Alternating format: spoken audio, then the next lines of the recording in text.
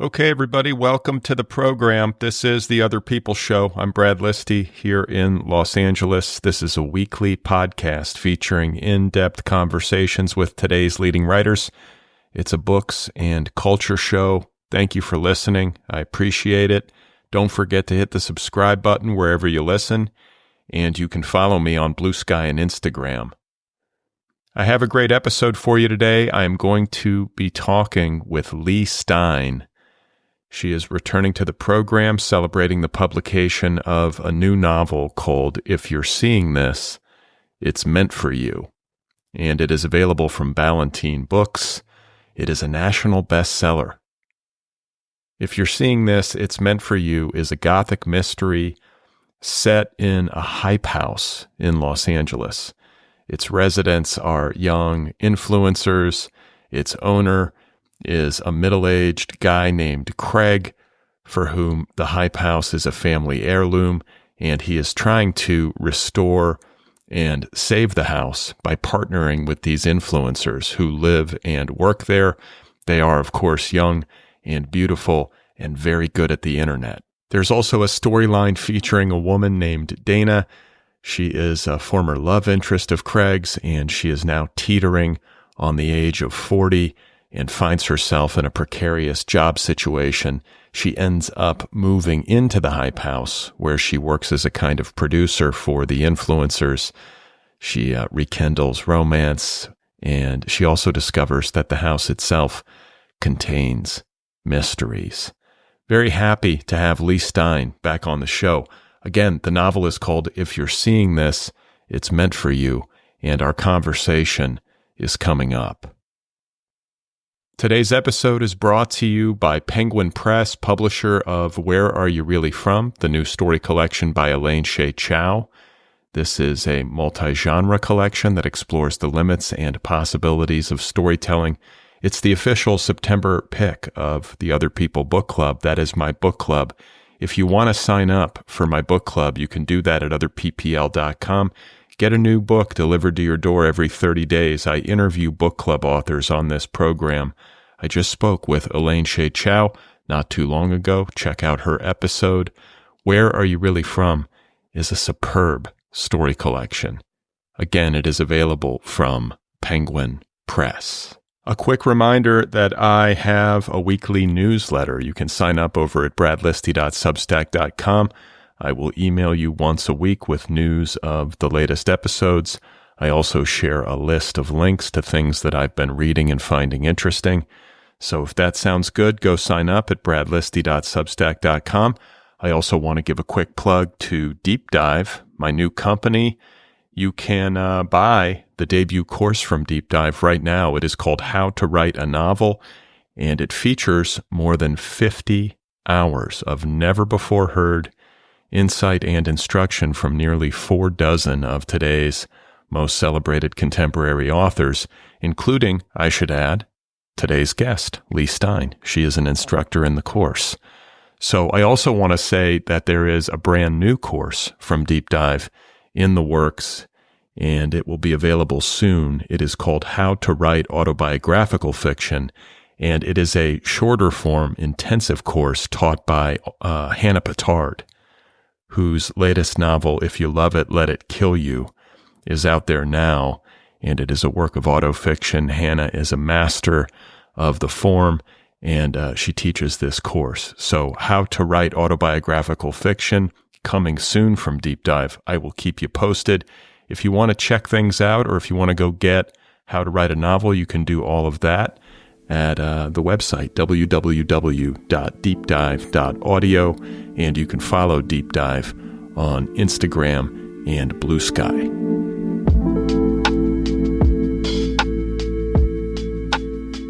All right, so my guest once again is Leigh Stein. Her new novel is called If You're Seeing This, It's Meant for You, available from Ballantine Books. Leigh Stein is the author of 6 books, including the critically acclaimed satirical novel Self-Care. She is also the creator of the Attention Economy newsletter on Substack, and she has written for a variety of publications, including the New York Times, the Washington Post, ELLE magazine, and The Cut. It's always fun talking with Leigh, and I'm very happy to be sharing this conversation with all of you right now. Here I am with Leigh Stein, and her new novel, One More Time, is called If You're Seeing This, It's Meant for You.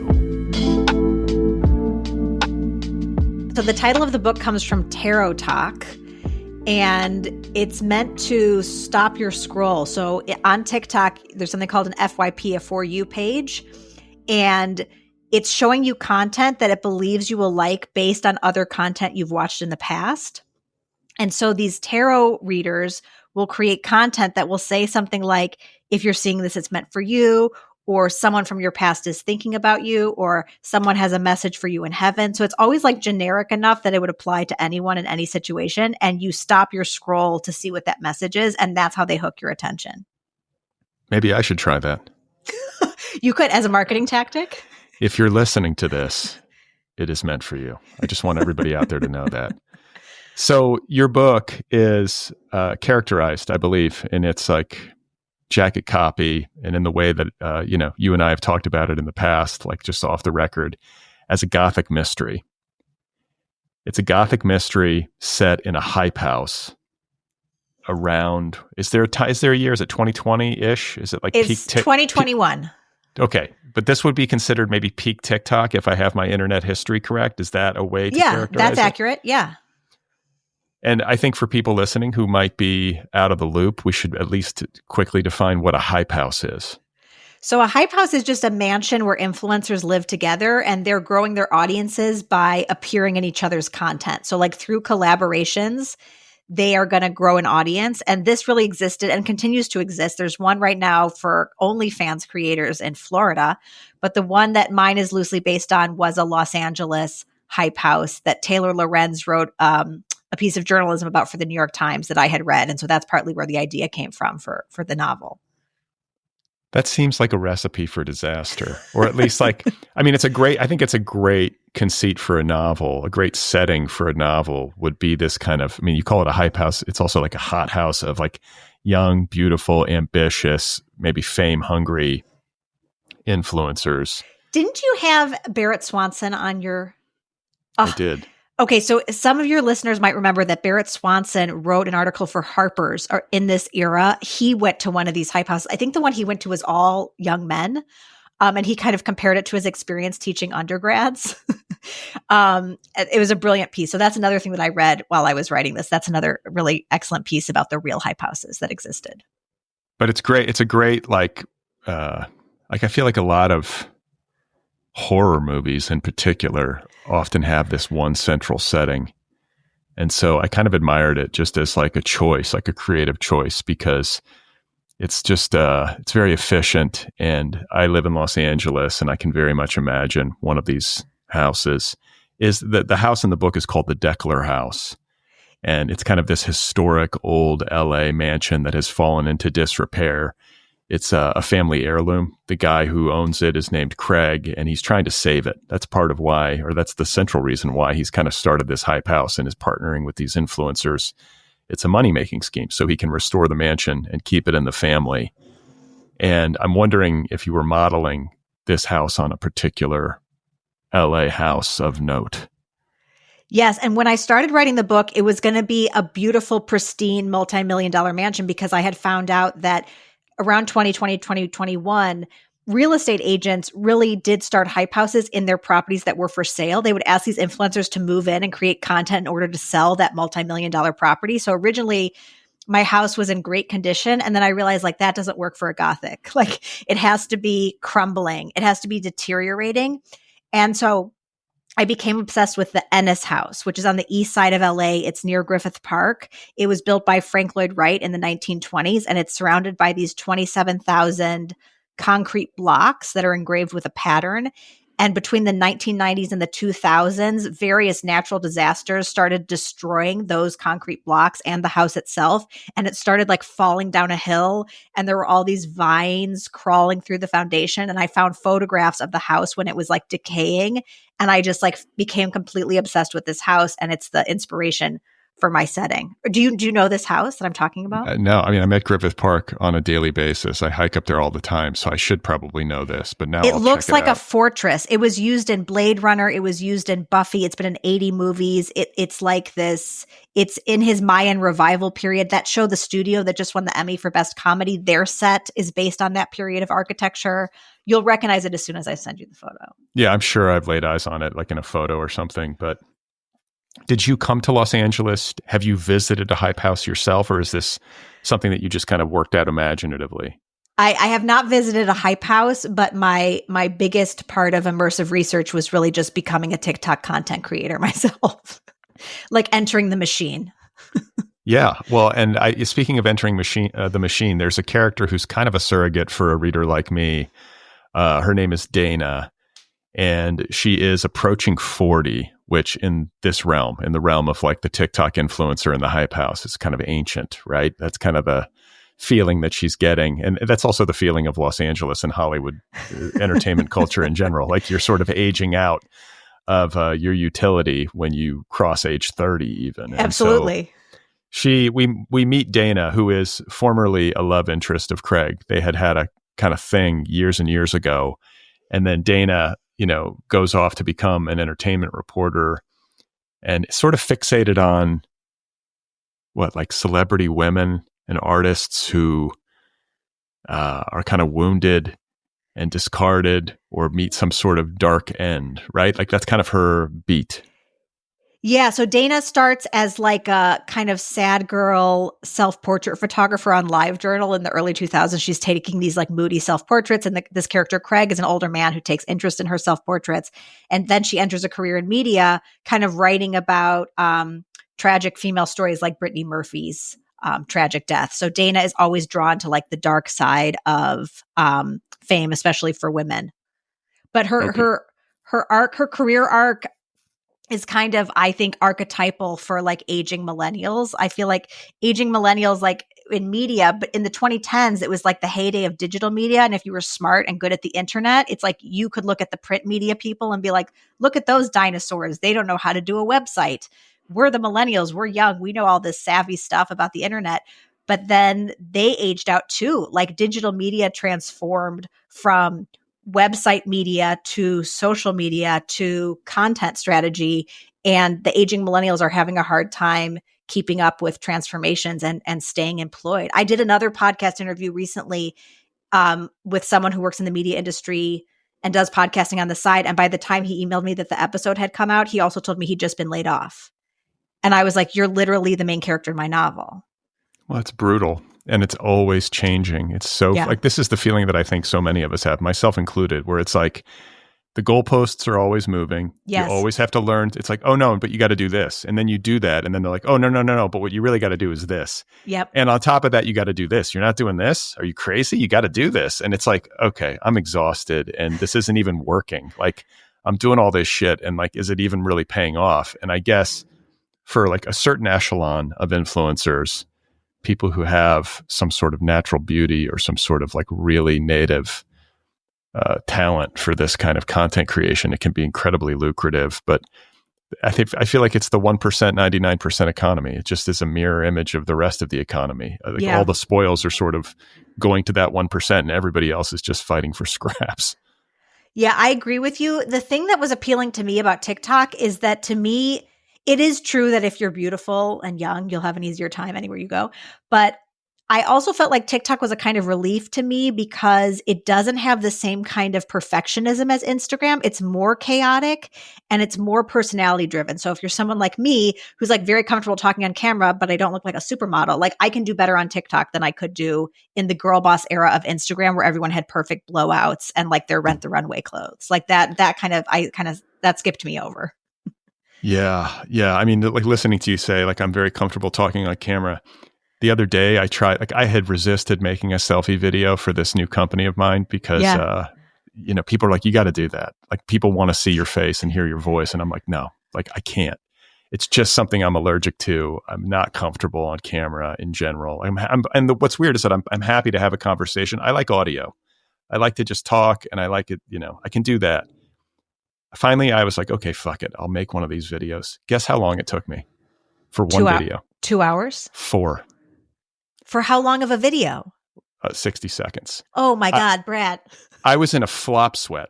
By the end of it, I'm like, because I'm like always. You are like, Dana. You are Dana. I'm Dana. She was my character that I was kind of hanging on to as we got into your book. And the other thing that I want to say, and I was actually affirmed. I felt like a sense of affirmation when I got to the end of your book and the little author's note that you wrote at the end. Because as I was listening to this, and I was feeling this sense of alienation that is common to me whenever I'm reading or experiencing anything around internet culture and youth culture, I was like, man, and it's a Gothic mystery. I was like, this is the creepy part of it was getting at me. Like, I know this is also satirical and there's some romance and there's kind of a poppy energy to it. It's it's a little bit of pop art too. It's doing a lot of different things, but like there's a creepy part of it that I was responding to most strongly. And it's kind of on that energy wavelength that you just mentioned a bit ago, the Brittany Murphy storyline, like the kind of dark side of influencer culture and fame culture. And as I was listening, because I do a lot of the reading for the show on audiobook, I kept thinking to myself, like, I would love to see this book adapted by like Stanley Kubrick, R.I.P. And then you mentioned The Shining. I mean, spoiler alert, but you mentioned The Shining briefly in the afterword. And I was like, see, I think Leigh was maybe tuned in in some way to like the Kubrickian strangeness of this world. Yes or no? Or is that just like a happy coincidence? No, I love that. I mean, I mentioned The Shining at the end because it's a Gothic. Like, I've just been obsessed with Gothic stories from a very young age.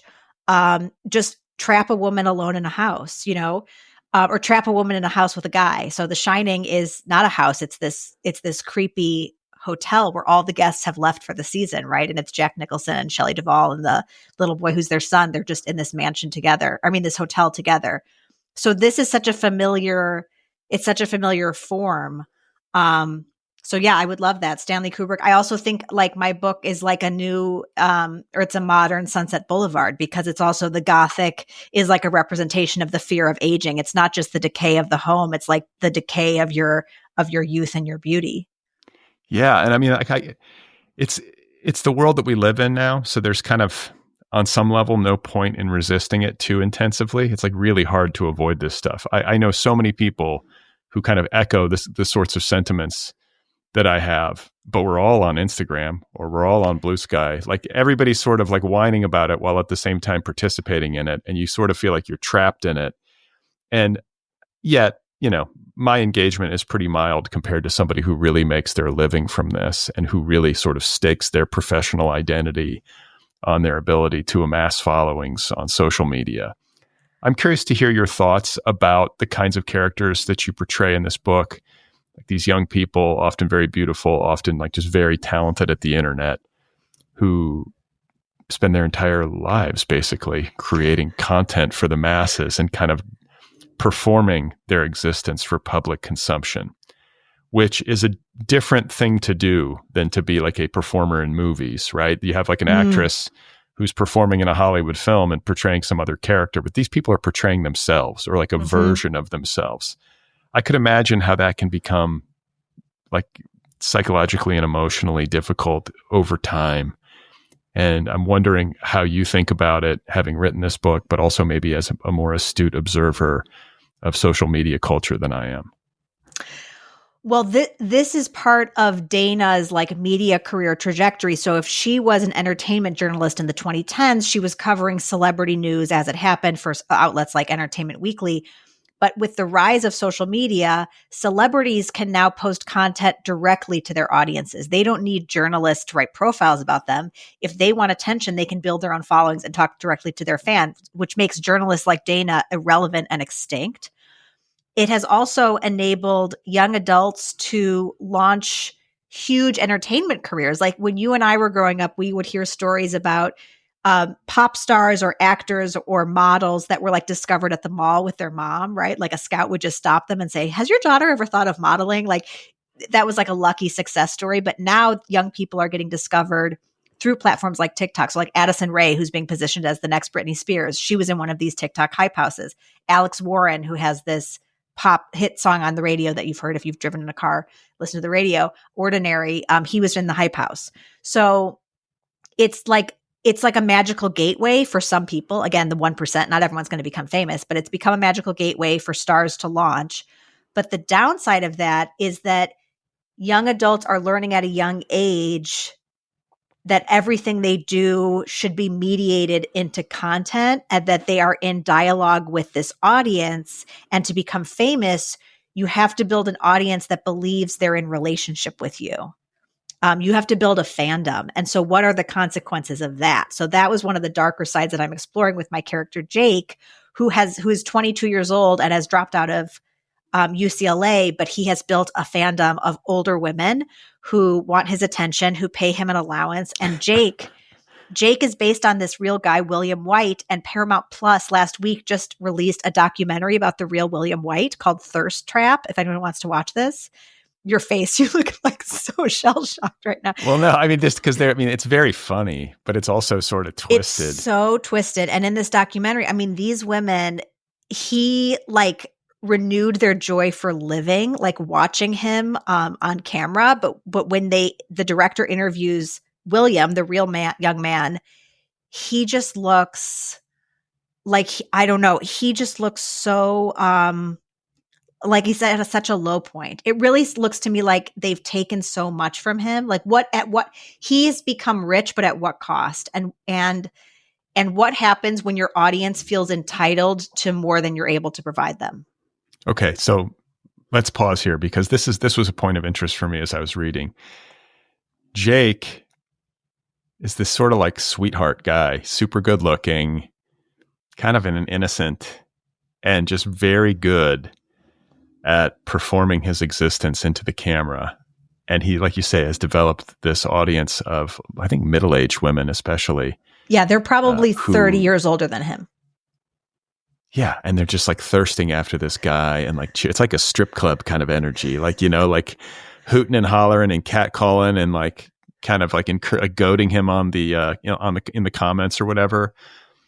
I'm curious to know about the inspiration, like the real life inspiration. This guy William White, like, can you just describe a little bit for my listeners, like what he would do on camera and like Sure. What was it about? Like, what did he do on camera that was so alluring and that allowed him to build this following? And like, what did he look like? He must have been a good looking guy, or he must be a good looking guy. Yeah, William White, he's very hunky. I mean, he's like tall, muscular, former hockey player, dark hair. I think he has blue eyes. He went viral on TikTok for lip syncing to Mandy by Barry Manilow for 7 seconds and winking at the camera. And so then he started repeating this shtick over and over again by lip syncing to other songs that these women remembered from high school. So that's how he kind of built this fandom. And then the fandom of women also started their own like online community. So they called themselves, I can't remember, the something squad, the something girls. They had like a name. They had like an identity, a brand for their fandom of William White. And then they would watch him stream live. It was so surreal watching this documentary, Brad, because like there are things that I imagined in the fictional universe of my novel that I wrote from my own imagination that I'm now watching like play out in a documentary, because he does live stream for them, dance flirtatiously, take off his sweatshirt on camera. Like it is very much like watching a cam girl. It's PG, or PG-13. It's seductive. He's performing for them. He's giving them what they want, and they say things like, I really want the best for him and I want him to have a bright future. Like they talk about him almost like he's their son or the golden boy from their community, but they also absolutely sexualize him. And he's a sexual object for them. Yeah. And you just wonder what the cost is. I can imagine that would be sort of fun. There is something very real. And I have experienced that. I think anybody who's been online has experienced this in some sort of like micro fashion, of posting something online that gets a response, however small. Like it's all relative to whatever your following is. So for me, if like 50 people like something I say, I'm getting a dopamine hit. I know that. That's been studied, right? That's a real thing. I can imagine that for a guy like William, he's posting this one-off. I mean, like the arbitrariness of how things go viral and how these internet celebrities form. it's almost got to be unintentional. It seems like to me. I mean, people are trying, but they're just throwing shit out there, and then something gets sticky for reasons that who knows why. This guy is singing along, lip syncing to Mandy makes him a celebrity. You know what I'm saying? It's like, so funny. It's crazy. And like, I guess the point is that I can understand how intoxicating it must be to be getting that kind of reciprocity. And so, of course, let me do another song. Oh, okay. They're clapping. Let me take my sweatshirt off. And then it's like fast forward like 2 years. Yeah. And you're burned out. You've got to keep feeding that beast. And then I think people's moods become kind of regulated by that reciprocity or lack thereof. Like if you're not getting that hit, if your audience is dwindling, maybe they don't love me anymore. Right. Sort of like any kind of fame, right? You've got to maintain it, and then it becomes this kind of prison. Yeah. Yeah. And the TikTok algorithm, two things about the TikTok algorithm. One, it's funneling you and encouraging you to create content that's exactly like the other content that has done well, whether that's by other people or whether that's by your previous content. So it's very hard to like pivot or try something new. Like once you hit on something, you basically have to just keep performing that over and over again. And the TikTok algorithm is also so mercurial. Like I've joked that it's like having an abusive boyfriend, because sometimes you'll go viral. You get tens of thousands of views for something. You're like, I'm really onto something. I really did a good video. I should do that again. And then the next one gets 800 views. And you're like, what have I done? I made the algorithm mad at me. Was it my hashtags? Was it my hook? You're like trying to analyze what can I do differently? But to make peace, at least the way I've made peace as a content creator, it's like I just keep posting what's interesting to me and what I think will do well, and then I don't drive myself crazy with the analytics. Like the thing, I made a video about this documentary, this William White documentary. Again, he's famous on TikTok. That video got less than 1,000 views on TikTok and got 20,000 on Instagram. Just why? Like it doesn't make any sense. Did I use the wrong hashtags? But it's like I just am running experiments constantly. That's all I can do is like continue running experiments and trying different things. Should I be using hashtags on Instagram? Is that what you're supposed to do? What I tell writers about hashtags is like figure out who are the like content creators that are bigger than you that you're trying to emulate. If you're like, wow, I really wish I had so-and-so's following. They're really good at this and they're doing similar videos to mine or similar content to mine, and see if they're doing hashtags. I don't use hashtags. I think my William White video got 20,000 on Instagram because the documentary had just come out, and the algorithm, the words I'm saying out loud and the captions, I turned on the captions for what I'm saying out loud, that gets fed almost like SEO into the Instagram algorithm. So it already knows what the video is about, even if I didn't put hashtags. Yeah, like people who have figured out how to like game these algorithms. It all seems it's so mysterious. You can't really know how it's working. I don't even know. Yeah, and then there are these experts that are like, follow me, like for $29, I'll give you the Instagram secrets, whatever. It's like, okay, like there's like 1,000 of you saying that you all are the experts that know. Like take that with a grain of salt too. Yeah, it's a big business. Those people are making a fortune selling expertise on how to game the algorithm. And I get I get those ads incidentally constantly in my feed, and I'm like, yeah, I don't believe you. But it's very fascinating. And I think that there's the gothic, dark, Kubrickian, disturbing sort of like underside of all of this that your book explores. And then it's also kind of like got this pop element and this kind of romance.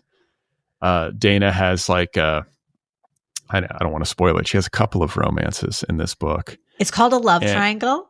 Yeah, it's called, but I mean, like, this is the thing. You're playing to internet culture, like I think very astutely. Like this is something that you see a lot of, and just youth culture in general, like these kinds of storylines. Well, fun. Can I tell you? So while I was writing this book, I'm not a big romance reader. I've never really been a big romance reader, though there is romance in Gothic fiction. Like Rebecca is a romance. Jane Eyre has romance. So while I was writing this book, I went to the Yale Romance Fiction Conference in New Haven. And while I was there, I looked around the room and I was like, these people are having so much more fun than literary writers. Because I feel like when I go to AWP, it's just like where everyone gathers to commiserate about how hard it is to be a writer. But romance readers, romance writers, like their whole genre is about pleasure. Yeah. Okay. And so, yeah, go ahead. No, I'm loving listening to you say this, because this has been something that I think about this all the time. And whenever I get an opportunity, I pound the table and I say, in literary fiction, we need more romantic books.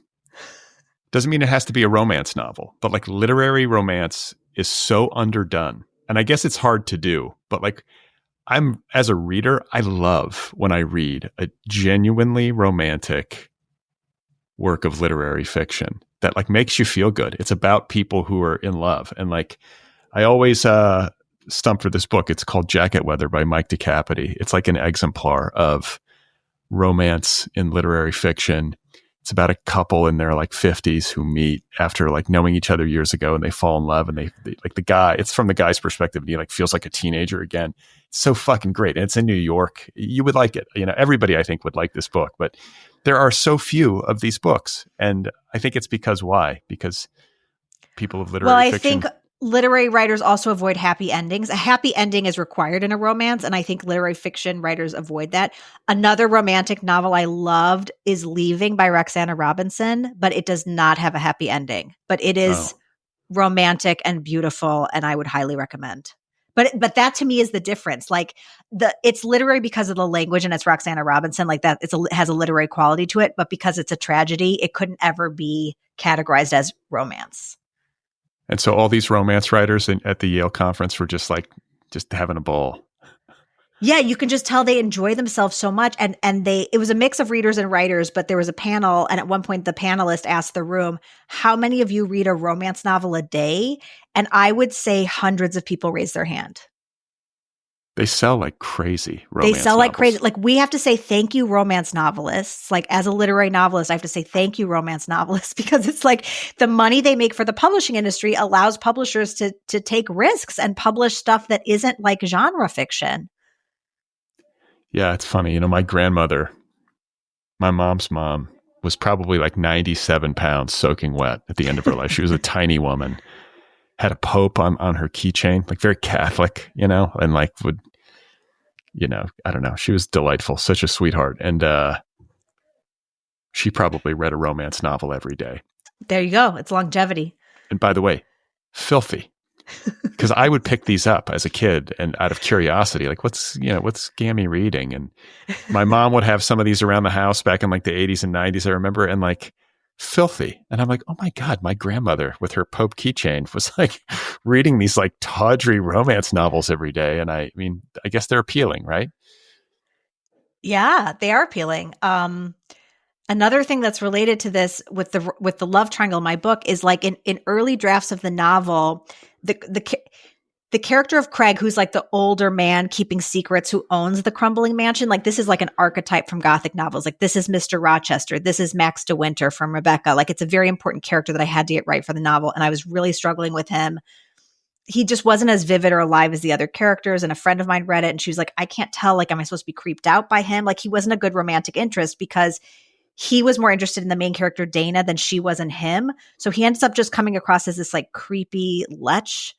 And then during a period of I had such a hard time selling this novel. It took me 9 months. It was like 9 months of rejection. I was so frustrated. I was so humiliated. And somewhere in that period of rejection, I had this memory of my poetry mentor. When I was like 20, my poetry mentor was like 29. So he was an older guy. He's so instrumental in my career. Like he so helped me find my voice. And I always had a crush on him. And I always wanted him to ask me out. And he was dating other women while we were, you know, he was mentoring me. But he never asked me out. He never crossed that boundary. He just remained, you know, a mentor to me. But I always wanted something to happen between us. And when I had this memory, I was like, I have their whole relationship wrong. She should want him more than he wants her when she first meets him. So when she meets him, she's young, she's 19, he's 35. She wants something to happen between them, but nothing happens that night. And then 20 years later, he offers her a job working in his house. And once I unlocked that, it made the rest of the romance fall into place. Yeah, because he's not quite as creepy. And then you have this. It doesn't work if he's creepy. It has to come from like her desire for him, not her repulsion from him, by him. That doesn't make sense. It doesn't work. Yeah, no, but it makes a narrative sense because she's the surrogate for the reader. Like you're kind of, as a reader, you're following her into the story and into the narrative. And if she's like prey or something, that puts the reader in a icky position. But if she's desirous, that's a more alluring proposition. Yeah, and I would categorize my novel as like post Me Too because I feel like I've read so much fiction now where it's like bad man, good girl, like bad man violates good woman. And you become numb. It's not that this story isn't true. That is a true story, but it's almost like you become numb by exposure to the story over and over again. And I thought like, wouldn't it be interesting though, if like to be the one who wants the guy more than you're wanted in return. Like that gave me this kind of like spark of something new that I could follow. So in addition to the gothic and like the sort of horror, mystery, creepy vibe, and then this romantic love triangle, like woman wants man storyline, there is also, in addition to this, what I would characterize as a kind of midlife crisis narrative that is happening for Dana as she moves through the story and is interacting with these young influencers and interacting with Craig and like thinking about her career and like kind of nurturing her own ambitions.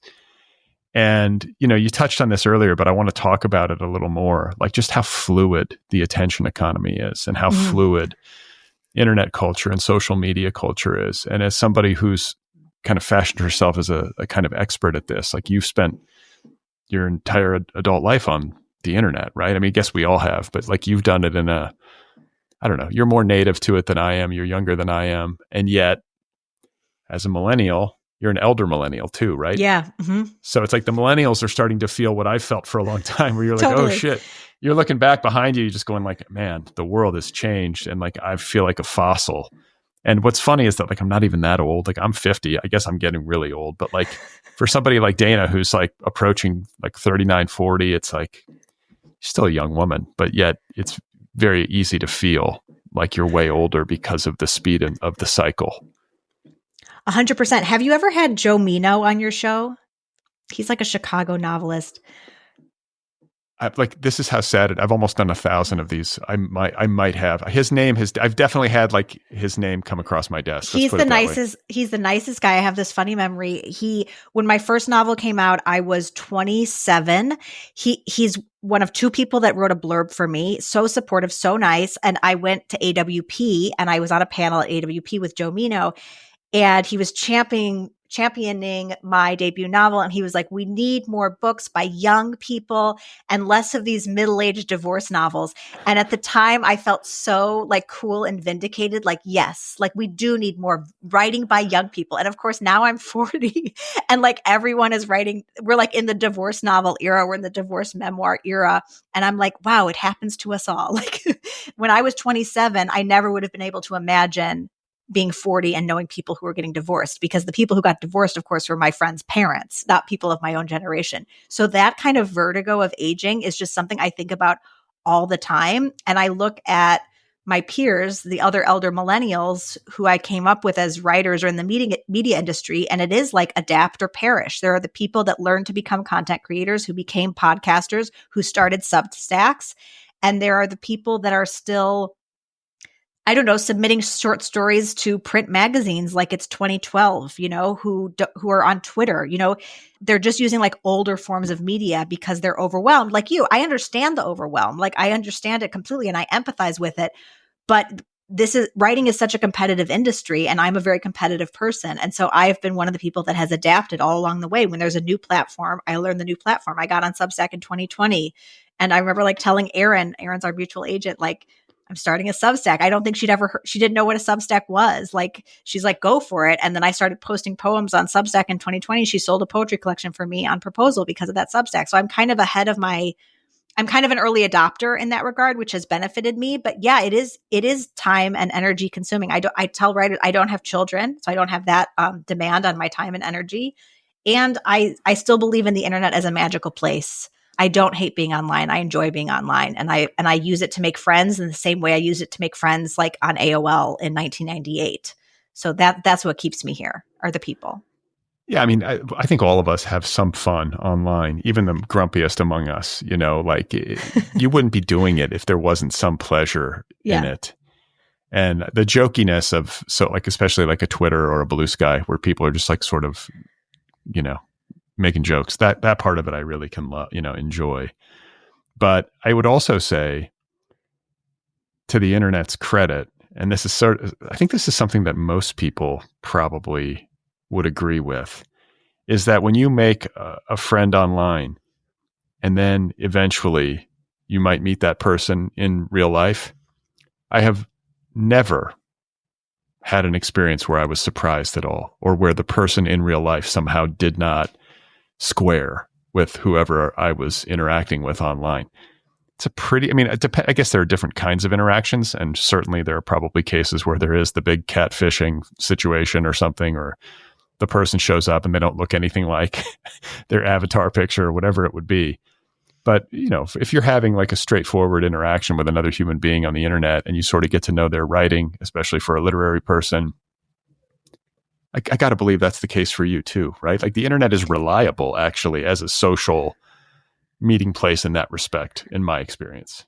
Yeah. And it's also like a kind of screening process is what I hear you saying too. It's like having these conversations digitally, you are getting to know people and deciding, is that someone I'd like to meet in person? Because there's definitely people that like I might be friendly with online and I don't really want to meet them in person. But I have always used the internet as like a gateway to meeting. I love meeting people in person after we've talked online. Like they're my friends. I want to talk a little bit more though about Dana and the sort of like part of her life that she's navigating and the way that so many of us feel that the speed with which everything is moving, it's hard to deal with. I'm wondering where you are. And you talked about being an early adopter and somebody who like will jump onto a new platform, maybe ahead of the curve. What's the evaluative process for when you know to jump? Like, what was it about Substack? Because like a lot of these platforms don't pan out, so you can waste time. Do you know what I'm saying? You can be like, that's interesting. Like, how did you know? Like, Substack's good, I'm going in now. TikTok's good, I'm going in now. Like, I guess you're just paying more careful attention? Yeah, I guess it's because it's not that I'm impulsive. I wouldn't categorize myself as impulsive. It's like, have I gotten enough signals? Like, do I hear people buzzing about something and then I have that FOMO? And so I then jump in. Because by some accounts, I was early on TikTok. By other accounts, like if you're asking a 20-year-old, I was late to TikTok. You know what I mean? I didn't get on until 2022. So I missed the first 2 years of the pandemic. I was not on TikTok. And I had a stereotype of TikTok that it was only dance videos. So that's why I didn't get on, because what do I need with dance videos in my life? I had no idea that there were anything else on TikTok until I started finding out about Book Talk. And when I found out that my year of rest and relaxation had gone viral on Book Talk, I was like, there are people on Book Talk reading my year of rest and relaxation. Like, what is this? I got to go find out more. So that was finally the hook that got me. So there has to be something in it for me. It's like I need to know that like my people are there, and that's when I'll go join. Yeah. And like, what about AI? Like, this is like all the rage in the tech world. And I've seen tons of resistance to it in the literary community because it's a threat to our jobs in many respects. And it's basically cannibalized all of our hard work to help build its language models. But like for somebody who is savvy at this stuff, like, is there an upside? Is there anything happening in that realm that you find yourself interested in? Well, I'll say that the reason I'm not afraid of AI is connected to what my book is about, which is the creator economy. So it used to be that institutional media were the gatekeepers, right? So like if I wanted my writing to reach people, I needed Marie Claire or the New York Times or the Washington Post to publish one of my essays to their audience. But now who has power in this media ecosystem are individual creators, not necessarily gatekeepers. And I could give you many examples of this, but like 3 new hires at Saturday Night Live are TikTok content creators. Marie Claire just hired columnists from Substack. So the institutional media is looking to content creators, and content creators know how to be in dialogue, in relationship with their audiences through their content. So as long as I have an audience of my own, AI will never be able to replicate that relationship. So my audience wants things from me, Leigh Stein, and that's why I feel secure and not threatened by AI, because I feel like I understand the creator economy. People want human. People want human. Like people want to be in person with each other. People want my advice. People ask me things that they couldn't ask ChatGPT. Yeah, I'm not worried about my business. I'm not worried about my audience for my writing. I think we can also look at the success of someone like Brandon Sanderson, who's that fantasy novelist who made like $2 million on Kickstarter for his YA or his fantasy books. Like his audience wants Brandon Sanderson novels. You know what I mean? He's built up a fandom, and writers, they don't want to hear me say this because they don't want to build up a fandom. They think that's Penguin Random House's job to build a fandom for them. But the reality is we kind of have to build our fandoms. I mean, you've built one for this podcast. You have your fandom here. Well, yeah. I mean, I think like as you were talking about like being an early adopter, I was like, maybe the one time I ever got that like semi right. And again, there were people who were before me, but not that many people, is that I got into podcasting before podcasting became a thing. And then 100%. I was in it before it was cool and before it became a punchline, and who knows what it's going to become next, but but you are a content creator. Yeah, no doubt. I mean, aren't we all? Anybody who's writing is a content creator, but I feel like in order to survive, like you say, you either adapt or die unless you have some sort of, spousal support or independent wealth of some kind. I would differentiate. I differentiate though between writing and content creating. Like your novel is not content. Like your novel is literature and this podcast is content. And like my Substack newsletter is content. Like it takes me 2 hours to write that and no one edits it. I don't revise it. I just like put it out there versus my novel took 3.5 years. And that is my art. Yeah. I mean, I don't want to like trivialize literature and call it content, but like we're all making stuff, right? We're all making stuff and trying to get it out there. And you sort of, there's hardly anybody I know. There's very, very few people I know who aren't having to do multiple things and to kind of build this little, I guess you call it like a creative ecosystem for themselves, with usually the literature sort of the centerpiece, right? And this other stuff is kind of working in service of it. Yeah, the content is to direct people to your art. Like Melissa Broder is another perfect example. Like her Twitter, what happened with her Twitter account and the relationship between her social media and her novels is another, I think, great example of someone who's both a writer and a content creator. Yeah, and just like has the knack. Yeah. Like I think poets have an advantage. We were born to tweet. Born to tweet. But I also think I talk to a lot of poets who write novels. Poets who write novels tend to write good novels. I just think maybe being concerned at the line level to the degree that poets are can only help. Mm-hmm. I just think that maybe everybody should try to write poetry. Maybe I should start writing poetry. Maybe that would unlock me, Leigh. Maybe what I really am is a poet. So, you mentioned though, I want to talk a little bit about like the business side of publishing and maybe also like your creative arc, because I remember the last time we spoke. And by the way, do you know this is your 5th time on this show? Oh my God. That might be a record. I'm addicted. Yeah, you can't stay away. Wish I knew how to quit this podcast.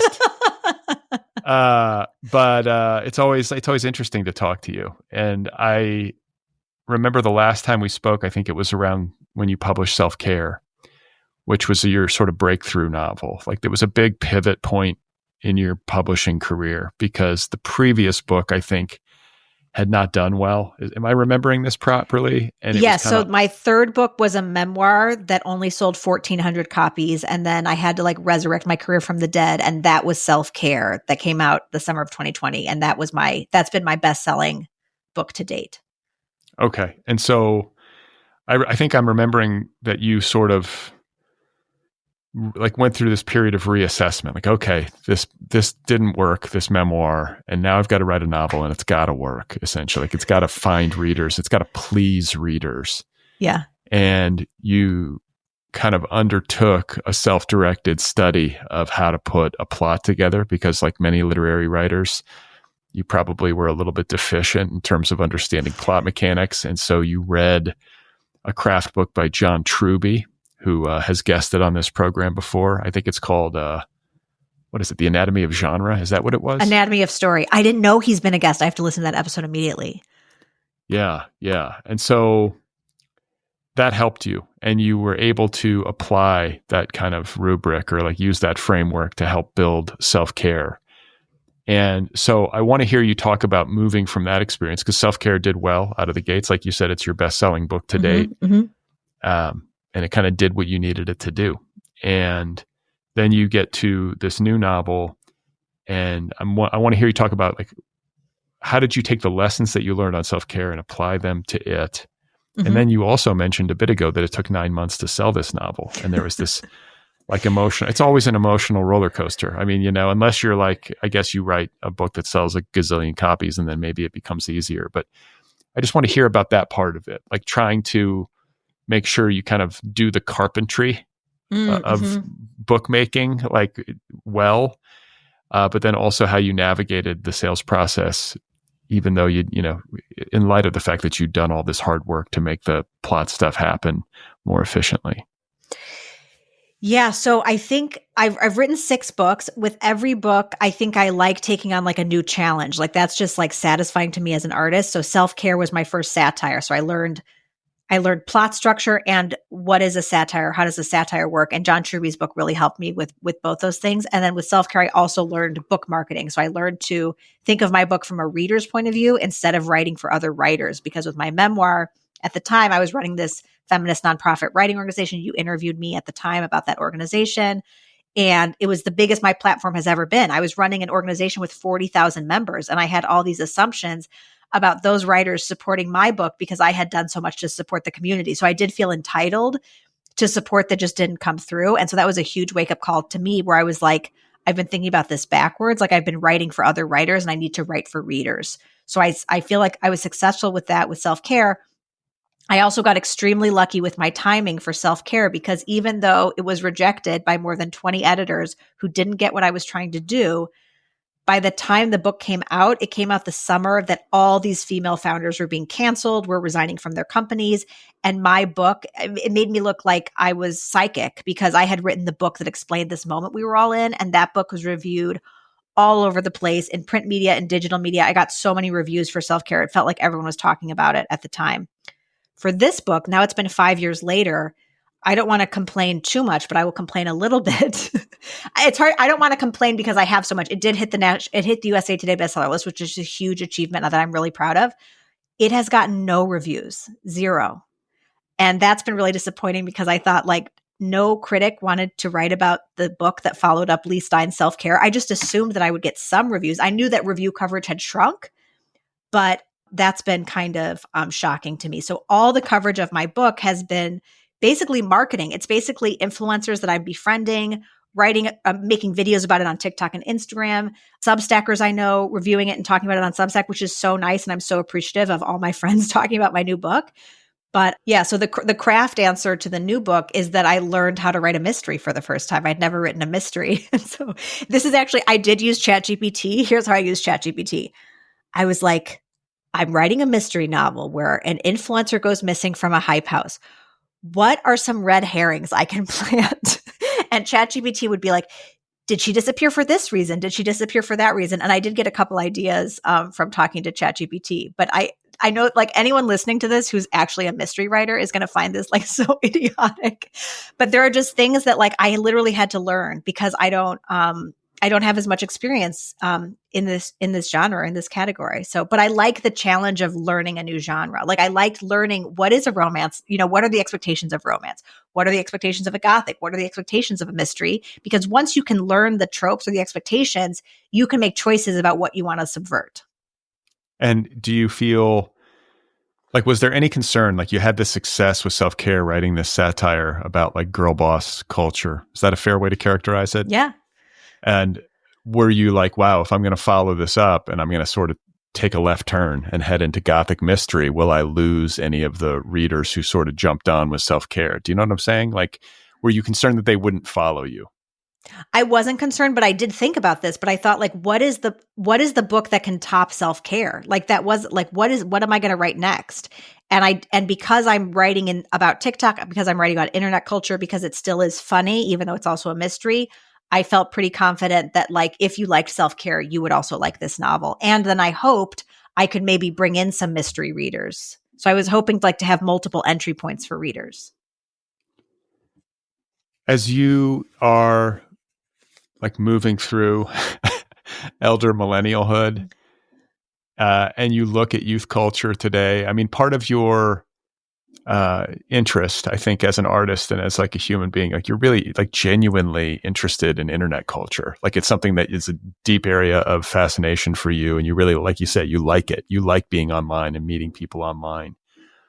I'm wondering if you are also or equally interested in youth culture. Is youth culture something that you're fascinated with? And do you think it's something that you will continue to study as you advance through life. Do you know what I'm saying? Is there an expiration date on one's interest in youth culture, or is this something that you think is going to be a primary concern for you going forward?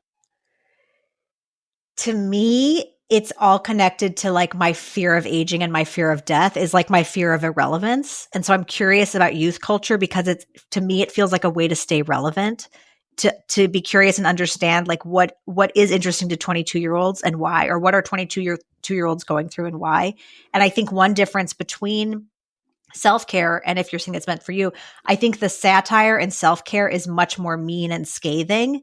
But in my new novel, I'm not making fun of Gen Z as much as I'm making fun of how the generations misunderstand each other, and how the generations misunderstand who has power, because young adults have a lot of power, even as we, as millennials, make fun of Gen Z for being like totally incompetent and unable to go to work or hold a job. Like among millennials, we're constantly sharing like things on the internet about how Gen Z calls in sick to work. I mean, this is like a trope at this point.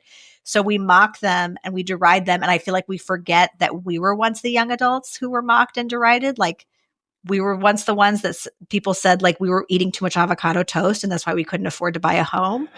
So yeah, I am not only curious, but I think empathic towards young adults. So I'm not mocking them in this new book as much as I'm mocking some of the archetypes or characters in self-care more. Yeah, I'm interested in the young. I have some degree of trust in the young. Like the opinions of the young, because maybe they're unsullied by like all the scars that we accumulate through life, or there's like an idealism that hasn't been completely snuffed out or something. But like I always will listen to the young. I'm fascinated too. And I think it's a good way to stay sharp. I don't know. I don't like when people get old and like, I don't like this new music and I'm old. It's like, okay, well, great. Go die. Like, you know, you're done. You're basically quitting. You know what I'm saying? And like, I get like the natural frustration because generational divides frustrate me in the sense that like I feel like they're a little bit overdone. It's like these rivalries and like I'm a millennial and Gen X sucks and the boomers actually the boomers do suck. But they got everything. But if I'm on public transit and someone is listening to a TikTok video without their headphones in, it's not Gen Z, it's a boomer. Yeah. Yeah. Who does that? Come on. So, but yeah, I think that some of that stuff gets a little bit frustrating. It's oversimplified. And yet there's some real stuff to it. And I just think that it's important to sort of be aware of what's happening. And I think all the energy of youth and all of that idealism is just never going to not be attractive to me, interesting to me, and also kind of moving. Like I love the spirit of the young. And I'm curious, Gen Z people call in sick to work a lot. Is that what they do? I haven't heard this. Yeah, this is just like a funny trope that it's just like if they're not feeling it, like right. They just need a personal day, you know, like it's like they get mocked for the millennials. Then the stereotype is like millennials are like workaholics, like they don't know when to stop working, they can't get off their phones, like. And Gen Z wants to have a softer life, and the millennials mock them for that. Yeah. Like, where has it gotten them? Like the millennials, like where has it gotten us to be workaholics? Like, are we happy? Right. No, I mean, is anybody happy these days? I feel like it's interesting. You know, I won't let my kids have social media. I'm that dad. My daughter's 15. She's like, really? And I'm like, no, not until at 15. 18. Not until 18 no. For Instagram. When she's out of the house, like, I'm really hardline about it because I feel like social media makes people largely miserable in many ways, especially a kid who's forming, the competitive aspect of it, and just the comparing and despairing. And it's like, oh, look, they're on vacation in Greece. And like, why aren't we in Greece? And like, it's like, ugh, there's plenty of time to feel awful about yourself. Like, I just want to say I respect that. And I think something that I find ironic is like, when adults like revere the young and they're like, we will be led by these 14-year-olds, like they will show us the way into the future. And I want to be like, we're the adults. Like we have to be role models. We're the older ones. We've had a lot of time to work on our shit. Like we need to step up and be adults. And so I really respect, you thinking intentionally about this and being like, I'm your dad. We're setting a boundary here. And I'm sure you've had conversations with her about why. So it's not like, I don't want us to be like led by teenagers, that teenagers tell us this is how it is. Yeah, exactly. It's like you're interested in youth culture and you want to promote it, but like you don't want to get it where it's flipped on its head. These are children. Yeah. And she's still just a kid. And her brain's still developing. Yeah, I get it. And totally. I feel like there's just dangers, for teen girls with this stuff. And one thing we have let her do is to create a YouTube channel, but she can't appear on it. So it's all like her voice appears on it. And she does, I think that's called a podcast, Brad. No, but it's like a little, like, the kids make these videos of like, this is my makeup and like, this is my it's like outfit. A vlog. I guess so. Yeah. Okay. So I've been a content creator and a podcaster forever. And, with my results, it's not been unsuccessful, but like, I'm not like a master of the internet. I think we can agree, Leigh. My daughter's got like 20 something thousand followers on this thing. She's unbelievable at it. And has like these kids today, I guess. I mean, I sound like an old person, but it's like these kids today just have this, like, it's native to them. She just knows how to do it. And I'm just like, okay. I mean, she's just like running circles around me. Does she do it vertical or horizontal? I think it's vertical. It's like YouTube Shorts, and Shorts. She's genuinely great at CapCut. She learned how to use CapCut and can edit videos with like effects and like laser shoot. I mean, she makes videos with her brother where there's like special effects, and I'm like, how are you doing this? Like, she'll disappear and like there's lasers shooting out of their eyes, and I'm just like, okay, like I'm out of the loop here, but it's unbelievable. Yeah, she's got this huge thing. She gets brand deals. Like, brands come to her and are like, we want you to promote. We'll send you a box of stuff. And like, we have to approve. This is so funny to me. So she's not allowed to use Instagram, but she's allowed to become a content creator on YouTube. But she's not forward facing. It's not her face. It's her. She just like films inanimate objects, like her makeup and her outfit. And she does little voiceovers. So it's her body, but not her face? Not her body either. She's not in them. It's just stuff. And it's just like, I mean, maybe like a little bit, like it'll be like her shoes. Like she'll be like, I went to the Santa Monica Pier with my friends and like, I used this sunscreen and blah, blah, blah. And like, the thing about it is that she's fluent in that. Like there's a lingo, there's a way that these things happen. It's a genre of content. Yeah. She knows it. For like the literary people listening to this show, it's almost like learning formal poetry. Like if you learn what a villanelle is, then you can write a villanelle. It's like what she's making is a certain kind of genre of content on the internet that looks like others. And that's how she's built a following of 20,000, which is incredible. That's not small. No, more than I have. It's great. And she's not even like trying. That's what's so crazy. She's just tossing these things off. She's like, yeah. And like, I sent her a video. You need to learn. You need to learn from your daughter's example. You need to lower the stakes for yourself. Yes. Yeah. Well, no, it's funny. I spent this 4 hours making this 60-second, selfie video where I like truly was sweating. I was like, I can't, and then I sent it to her. I sent her like 12 minutes of content. And I was like, well, can you do something with this? And she, in a half an hour, sent it back to me. And it was like edited down beautifully with music. And I was like, all right, thank you. And I put it up and it was great. It worked. I love that. That's so sweet.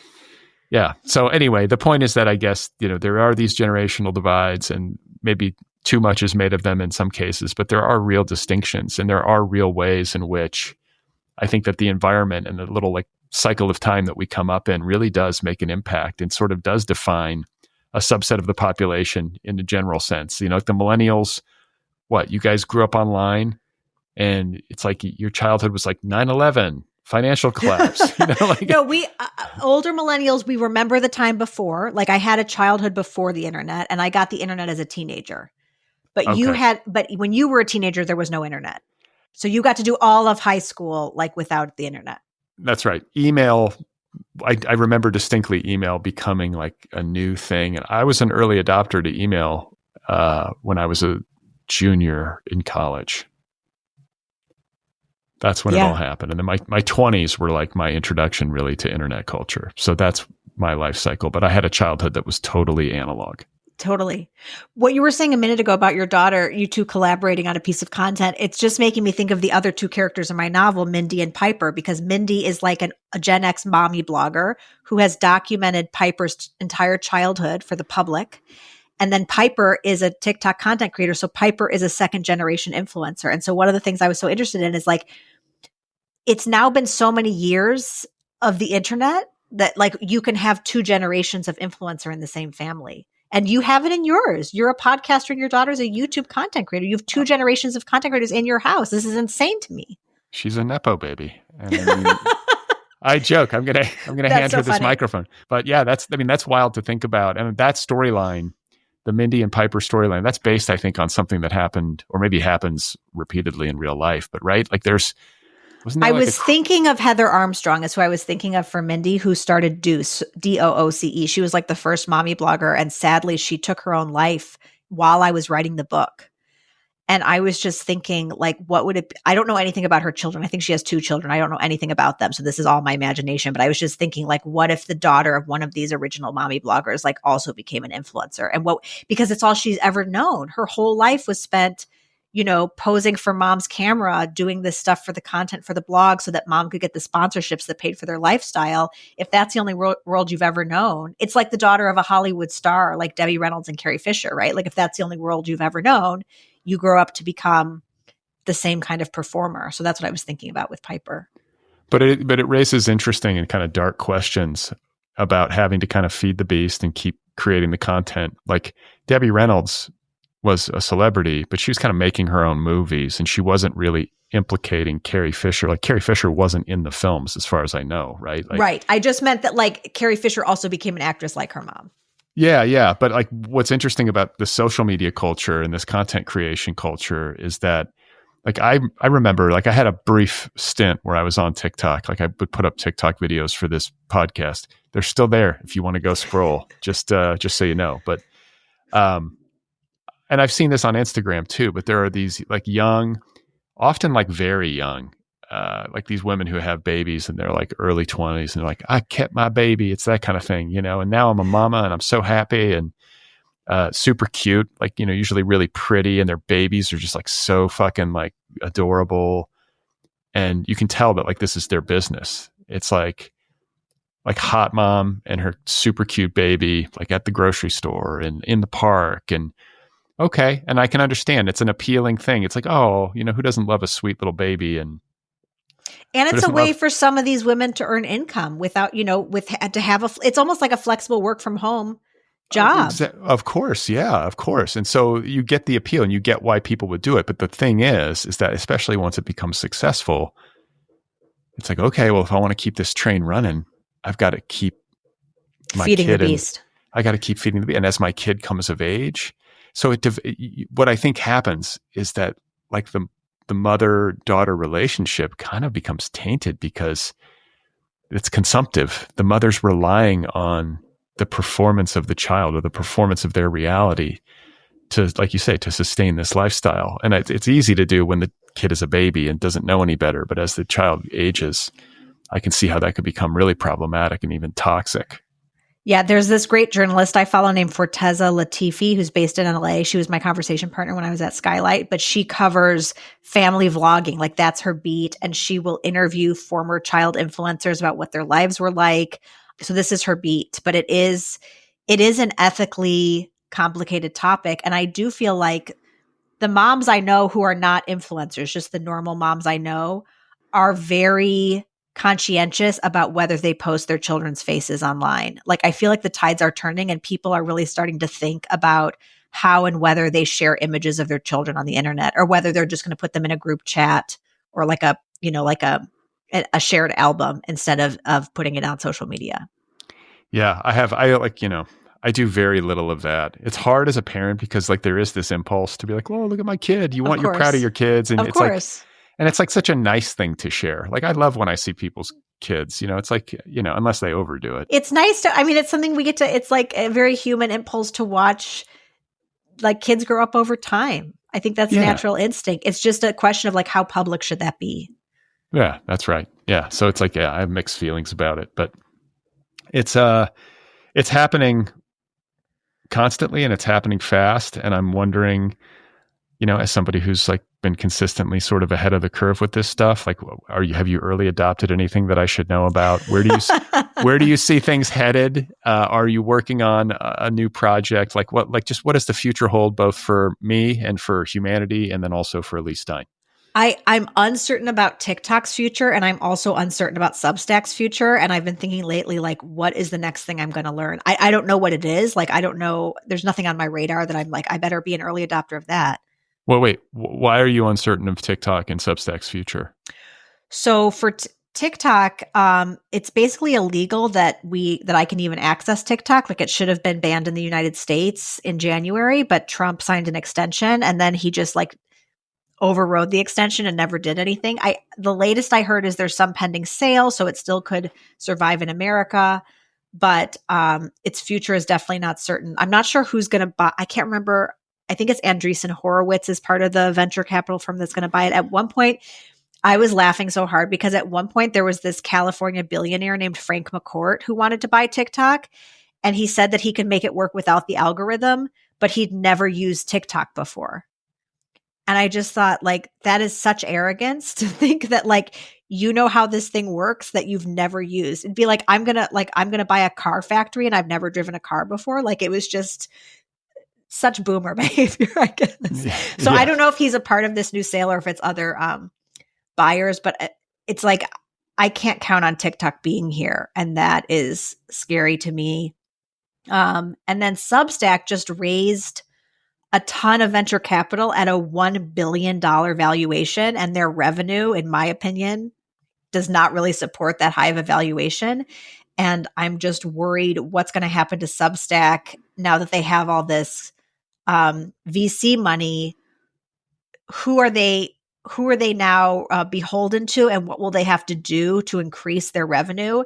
I just know that Substack is not making enough money because, like, I will get a notification that I'm like number 15 rising on the leaderboard when I've had like 15 people pay me $8. And I'm like, if I'm in the top 15, that is not boding well for your business model. Like, I make $30,000 a year on Substack, which is incredible. I love Substack. I'm so pro Substack, but how many people are like me? And it's again this 1%, 99% problem. I just don't know if their business model works. Also, if you become super famous on Substack, you're making a ton of revenue on Substack. You're in the 1%. What's your incentive to stay on Substack and give 10% to Substack? You can easily get investors, go start your own media company. Yeah, I mean, yeah, that's the thing. It just seems like the trend or the wise strategy is to just as much as possible become as independent as possible. Yeah. I mean, obviously you've got to amass the following. The thing that scares me about Substack is if they ever just stopped allowing people to take their email lists off of Substack. They won't. They won't. You don't think so? No, definitely not. That's part of their business model, that you have access to your email list. Yeah, but what if these venture capitalists are like, we want the emails? Like who knows? I'm so paranoid. I'm willing to download your list if you're worried about it. Download your list today. But this brings us back to, again, Gen Z and my opinions on that generation, because I can't remember the latest statistic, but so many young adults say they want to become content creators. Like, that's the path that they want to go forward, and adults mock them. Andrew Yang wrote a Substack post about what AI is going to do to jobs and how we have to have better jobs for young people. And his 2 children want to become YouTube stars, and he's going to talk them out of that. So it's like such a mocked career choice, but I understand it very well, because we told young adults they had to go to college, they had to get a bachelor's degree, they went into tens of thousands of dollars of debt to do so. And now we tell them that AI is going to take all the knowledge work jobs that they trained for in college. Of course they want to be independent and have their own audience and have their own revenue stream. It's like building an audience or building a fandom. I see it as a kind of like savings account. It's a kind of wealth to have an audience. And so I understand completely why so many young people want to become influencers. It's not because they're lazy and influencing is easy. Because maybe some people think that, but if you actually make content, it is labor. And it's nonstop. I mean, you said it took you 4 hours to make a 60-second video. Well, but I'm really remedial. I mean, but it's labor. It's labor. Yeah. It's hard work. Well, but what I would say too, I mean, I say this as a podcaster, is that like I always say you have to feed the stray cats or the stray cats will go somewhere else. And I think that's what... Is that how you describe your audience, Brad? They're stray cats. They're just wandering. They're feral cats just wandering the neighborhood. But I just feel like there's so many options for people. I mean, there's limitless options for people content-wise. And so if you want to build this savings account or build this audience and have this kind of relationship, there does need to be real consistency in terms of delivery. You can't just show up when you feel like it and maybe like every 5 weeks put up an episode unless you have maybe some pre-existing fame or platform. Yeah. I think that's part of the handshake is like, I'm going to deliver, stick with me. Let's develop this parasocial bond, shall we? And then I don't know. Like I feel like, and I think that burnout is often talked about in the content creator ecosystem because people they get addicted to it, or they just feel like I've got to keep doing this or I'm going to lose my audience, and I think people really do work themselves like into a state of exhaustion. The burnout on TikTok is the most accelerated I've ever seen.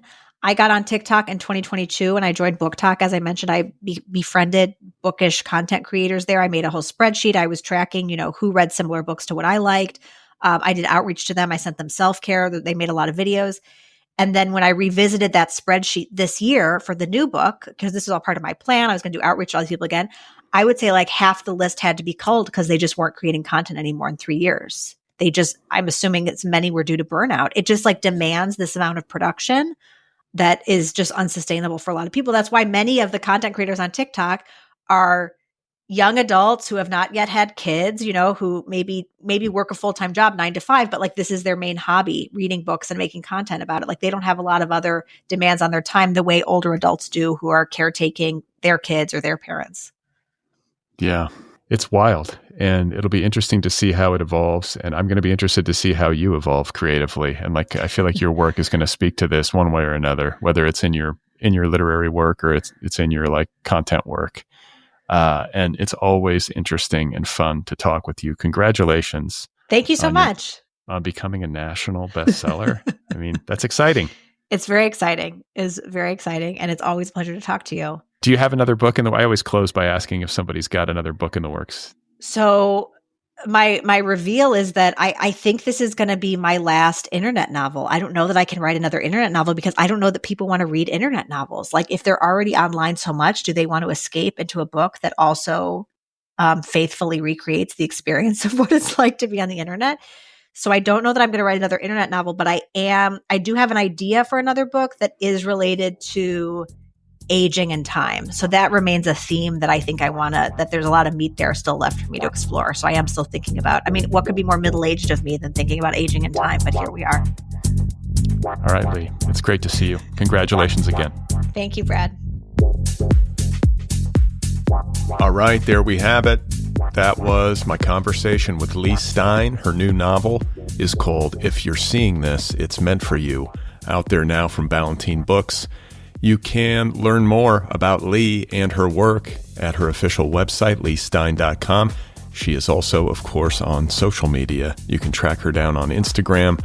She's got the Substack called Attention Economy. And, of course, she is on TikTok. One more time, the book is called If You're Seeing This, It's Meant for You. It is a Gothic mystery novel, and it's out there waiting for you.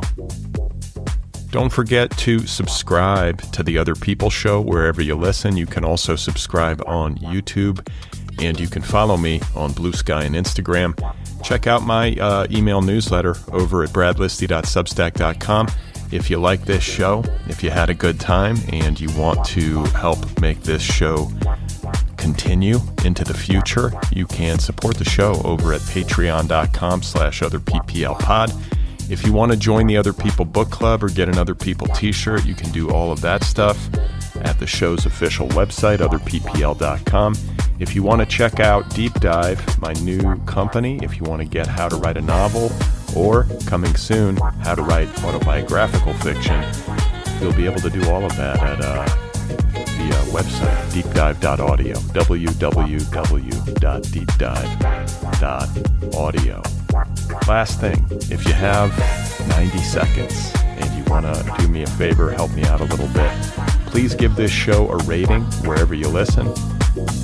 Spotify, Apple Podcasts, rate this program. Give it a rating and write a little review. It helps the show in the algorithm, and it helps it find new listeners.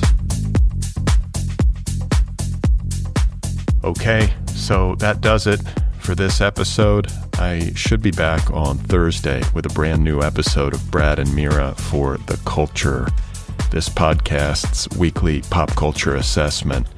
I will be joined, hopefully, as always, by my friend and very stoned co-host, Mira Gonzalez. I'm a Gen Xer. I'm old, I'm tired, and I'm confused. And Mira is a vivacious young millennial who is very high and also confused, but for different reasons. And that's kind of the show. It's meant to be light. It's meant to be easy. It's meant to be a break from serious things. There's lots of serious things, right? Plenty of that. No shortage of serious things. So we're just taking a break. It's a little breather. If that sounds good, check it out on Thursday. Brad and Mira for The Culture. Stay tuned.